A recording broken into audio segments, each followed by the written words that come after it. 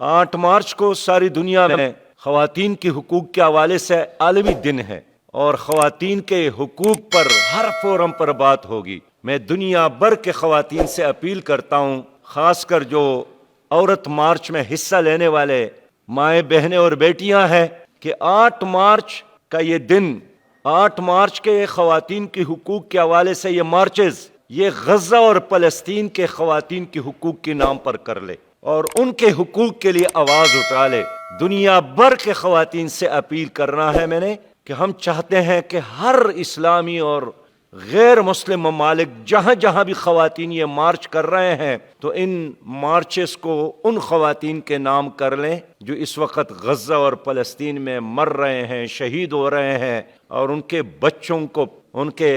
سینے میں پلانے کے لیے دودھ ختم ہے، حتیٰ کہ ان کے آنسو اب ختم ہو گئے ہیں، ان کے بچے بے گور بے کفن دفنائے جا رہے ہیں۔ میں پاکستان کے خواتین سے بھی یہی اپیل کروں گا کہ 8 مارچ کو جہاں جہاں آپ مارچ کر رہے ہیں تو اس مارچ کو آپ فلسطینی ماؤں بہنوں اور بیٹیوں کے نام کر لیں۔